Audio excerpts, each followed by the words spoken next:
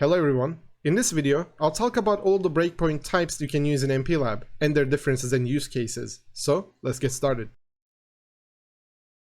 I'll use the same code from the first video to demonstrate the topics in this video as well.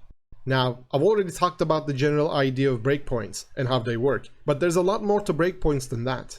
For one thing, there are different types of breakpoints. These are line breakpoints, address breakpoints, data breakpoints, event breakpoints, complex breakpoints, and software breakpoints. I'll talk about all of them one by one shortly. But before we talk about those, I need to get some things out of the way. First things first, you don't strictly need this, especially for smaller projects, but there's a dedicated window for breakpoints you can open, which will make it easy to keep track of them. For that, you can go to Window, Debugging, and choose Breakpoints from there. This breakpoints window will list all of the breakpoints in your project. But this window will be annoying to use the way it is, since if I click anywhere on screen to put a breakpoint, the screen will disappear, and I'll have to reopen it every time. To fix this, I'll right-click this window and choose the Dock option. Then I'll reposition it below the code files. Much better. Now, if I put breakpoints, you can see them updating in the window. This window also shows you the file the breakpoint is located at, as well as the line and the project it's in. You can also enable or disable each breakpoint from here using these boxes. When a breakpoint is disabled, it will turn white and won't halt your program anymore, as if it's not there. This is especially important when you need more breakpoints than what you're limited to. Don't forget that this microcontroller is limited to 3 hardware breakpoints in total. If you try to put as many breakpoints as you're limited to, you'll get a warning. It's telling you that some of these buttons require a breakpoint to function, and if you use all of your breakpoints, you won't be able to use those buttons. I'll talk about these buttons in the next video. But you can choose yes to put the breakpoint anyways. Now, we've reached our breakpoint limit, and if we try to put any more breakpoints, we'll get a different warning. This time, telling us that we don't have any more breakpoints. You can choose OK to place them anyways, but they will automatically be disabled. Being able to disable and enable breakpoints is convenient, because this way, instead of going back and forth to place and remove breakpoints constantly to stay within your breakpoint limit, you can instead place all of your breakpoints and enable or disable them from here, without the need to find and remove or replace new breakpoints constantly. You can also right-click on any file and choose Remove All Breakpoints to, well, remove them all. We can also do that in the Breakpoints window. Right-click and choose Delete All. You also have the option to enable and disable all of them here as well. You can also right-click the breakpoint and select Go to Source File, which will open up the file the breakpoint's at and scroll to its location. This is useful for bigger projects where you'll have a bunch of files and want to get to the breakpoint on a different location. You can also right-click and customize each breakpoint. For example, I can change the line to 33 instead. And there we go. We'll talk about this more in a bit. You can also right-click the window and manually add a breakpoint yourself, which we'll also talk more about in a bit. Now, before I talk about the different types of breakpoints, you also have to know about the concept of broken breakpoints. Broken breakpoints happen when you place a breakpoint to an invalid location or code, which will convert the respective breakpoint into a broken one. The simplest way to generate a broken breakpoint is to put a breakpoint on an empty line. Now, a breakpoint only turns into a broken one while you're debugging, since the code needs to be compiled so MPLAB can determine whether the breakpoint location is valid or not. Let me start the debug real quick. Now, as you can see, the breakpoint changed, and this is the symbol for a broken breakpoint. This breakpoint is invalid, meaning it won't halt your program and will be ignored. But there are other ways for a broken breakpoint to appear as well. Remember from the previous video how the breakpoints work. You need to put the address of an instruction or a variable to the debug register to be able to halt on that location. This also means that if your breakpoint location doesn't have a corresponding address in your program or data memory, you can't put a breakpoint there.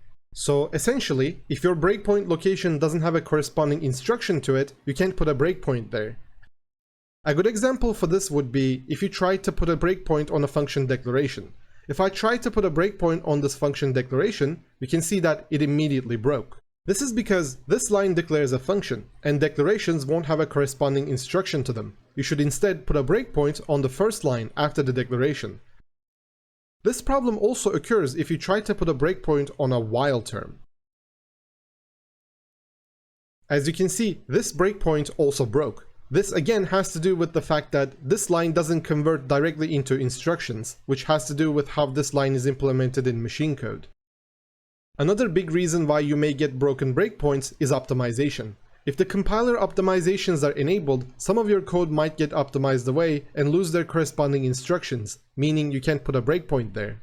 On the dashboard, you can see the optimization level for your project here. I have mine already disabled for these videos, but you might have yours enabled. To change the optimization level, open your project properties using this button. Go to XC8 Compiler, and from the option categories, choose Optimizations. Here, you can change the optimization level, and if I change it, you can see it reflect immediately on the dashboard. But again, I'll keep it disabled for these videos. And don't forget that you can halt anywhere in your code by simply placing a nope instruction and putting a breakpoint on it, which can also be used to bypass broken breakpoint problems. Now, let's talk about the different breakpoint types. First on the list are line breakpoints. Actually, all of the breakpoints I've placed up until now have all been line breakpoints. Line breakpoints refer to the breakpoints you put in your C code. You put this breakpoint on this line, hence it's called the line breakpoint, and the microcontroller will halt when the first instruction corresponding to this line is executed. I won't show an example for line breakpoints since we already did that in the first video, but I will show an extra configuration you can make on them. I'll put a breakpoint on this if statement, which is essentially responsible for terminating this function, right? Now, normally, if I start debugging, we'll halt the second we hit this line, right? But watch this, we can right-click on the breakpoint and choose Customize. Here, along with editing the breakpoint, we can change its break condition. Right now, it's always break, meaning if the program counter ever reaches this line, the microcontroller will halt. But you can choose event must occur count times to make it so that the breakpoint has to be hit count many times for the microcontroller to halt. I'll go ahead and make it 3 and press OK. Now, if I start debugging, we'll hit this function call first, so the function will receive the number 132. This is a 3-digit number, so it'll take 3 loops to calculate its result. Hence, I chose 3 as the count. Let's debug and see.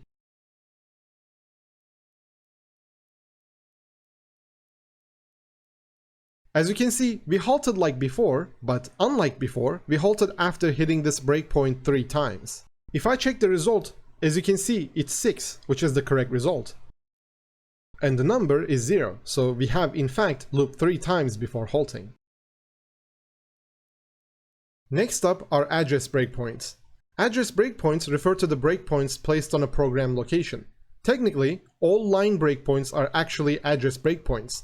When you place a line breakpoint, MPLAB will automatically find the program address containing the first instruction that corresponds to that line and put a breakpoint there. If you want to manually put a breakpoint on a program address, you can do that in 2 ways. First is by using the new breakpoint from the debug menu. You can also find this by right-clicking the breakpoints window here. Here, from all the breakpoint types, choose address. Here, you can choose any project, but I'll keep it as our current one. We only have one option for breaks on, which is when the address executes. And the condition option here works the same way as the line breakpoints from before. And here, you can choose the address for your breakpoint. We have 65,536 bytes of program memory, hence we're limited from 0 to FFFF in hex, which corresponds to that number. Now, unless you're coding in assembly, using this method to place an address breakpoint doesn't really make sense. So let's talk about the second way to place one of these. Let me just put a breakpoint on a random location and start debugging real quick. Microcontroller is halted. Now, like I did in the last video, I'll open the assembly equivalent of my C code. I'll talk about this in a separate video. On this file, we have the same code, but in assembly language. And assembly code directly gets converted into instructions, so any breakpoint we place here will be an address breakpoint. In fact, you can see the corresponding address for each assembly line written at the beginning here. And just like your C files, you can place breakpoints here by clicking the number on the left for that line. But as you can see, this breakpoint has a triangle symbol, which indicates that it's an address breakpoint. You can also see that the description for the breakpoint also tells you which address it was placed to. If I run the microcontroller now, it'll hit that breakpoint and halt. Also, note that we executed an instruction before stopping because of the skid effect. If we go back to our C file, we can also see how we've in fact halted on that line. You can also place this breakpoint the exact same way from the program memory window. I talked about how to open and use this window in my MPLAB GUI explained video. Here, you can also see the program counter, and just like the assembly file, you can place breakpoints here by clicking on these empty boxes on the left. And if I run my microcontroller again, we halted on that address, with some skidding of course. Next up are data breakpoints. This will be the second most common breakpoint you'll use after the line breakpoints. They're self-explanatory. They make your program halt when a certain RAM address or variable in your program is accessed. I say variables, but registers like OSC-con here, or tris and lat registers and etc. are also part of your RAM. They exist at the far end of your RAM addresses, which you can also see by choosing File Register from the Target Memory Views option from before. This option will show you the RAM as opposed to the program memory from before. If you choose symbol format and go to the end, you can see that all the registers are listed here. These registers are called Special Function Registers, or SFR in short. Try to remember the term. This means that, along with variables, you can also use data breakpoints to halt when a certain SFR is accessed. There are two ways you can place data breakpoints. First is by right-clicking on a variable and choosing New Data Breakpoint, which will automatically place the variable name here. The variable name is referred to as a symbol, which is a compiler term. You can just assume they mean the same thing here. The second way is to, like before, add a breakpoint by opening the New Breakpoint window and choosing the Data option. Project selection and condition options here are the same as before, so I'll skip explaining those. You can choose the symbol to add a breakpoint to from here. If you have global symbols selected here, the screen will show the available symbols from your project. And if you choose SFRs here, you'll get a list of all SFRs for your microcontroller to choose from. But let's go back. Here, you can see the OSC-con and OSC-tune registers show up, since those are the only SFRs I've used in my project. Now, none of my variables show up here, because I don't have any global variables in this project, and you can't put data breakpoints on local variables. For example, if I try to put the symbol x1 here manually, I get a warning. The reason is that multiple local variables may have the same address if they have non-colliding scopes, as in the compiler may assign the same address for multiple local variables if they are never in scope at the same time for optimization, so the same address may belong to a different variable at different times in your code. But the global variables, well, since they're global, will always be exclusively assigned to an address, which is why you can put them here. And this, of course, applies to the SFRs here as well. Let me create a random global variable. Then I'll assign two random values to this variable in my main code. Now, let's try to place a data breakpoint to it. But we still get an error. Why is that? The reason is, well, the term symbol is a compiler term, and they are generated when your project is compiled. You can Google symbol in compiler meaning if you want to learn more. So, symbols are generated on compilation, meaning to generate the symbol for this global variable, we need to build the project. But if I build my project normally, and try to add the breakpoint, you'll see that I still get a warning. This is because, by default, you're compiling for production build, but we'll use the breakpoint while debugging, right? So we need to build for debug. To do that, press the arrow here and open the build menu, and choose the Build for Debugging option. Now if we try to add our data breakpoint, we don't get a warning. And we can see the updated symbols listed here, which also shows the global variable. The address here got automatically updated after we chose the symbol, but you can also manually put an address here, which I'll talk about shortly. Now, lastly, we can choose the breaking condition, and you can also choose to break when a specific value is read or written to this symbol. Let's choose write here since we're writing to this variable in our code. Now, if I start debugging, we should halt the second we write to this variable. And sure enough. And again, the PC points to the second line because of the skid effect. We actually halted on the first line here. Now, let me reset the microcontroller so we can test the halt on specific value option. I'll right-click and customize this breakpoint. Here, I'll choose write specific value. And let's say 15, so we halt on the second line here instead. 15 in hex would just be F. Now, if I rerun my microcontroller, you can see that we halted on the second line instead. Again, PC is here because of the skid effect. Now, you can actually put data breakpoints on local variables. After you start debugging, all variables will have been assigned an address, right? When you hover over variables, you can actually see their addresses. So this x3 variable was assigned this address. If I create a new breakpoint and manually put this address here, then run, as you can see, we halted after writing to that variable. But again, if another variable uses this address, you'll end up halting there as well. So whether it's okay to use this method or not will depend on your application. Before we talk about the next breakpoint type, there are a couple of things you should know. If I open the RAM view, like before, you'll see a bunch of gibberish on each location. This is because typically RAM aren't initialized on startup, since they are volatile anyways, which makes them contain a random value on startup. This means that if you check a RAM address before it's initialized by your code, you'll see a random value there.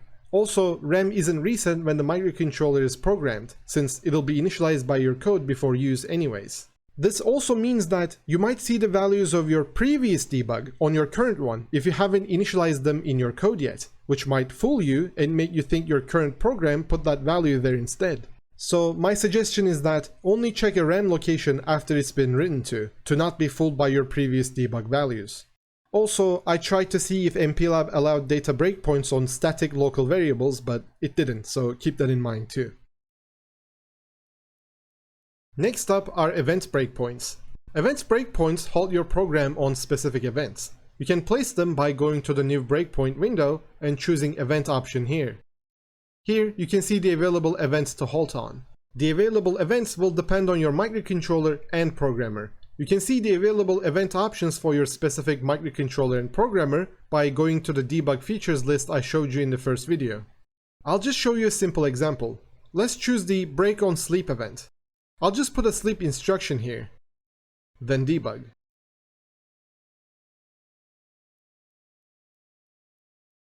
And as you can see, we halted on that line after sleeping.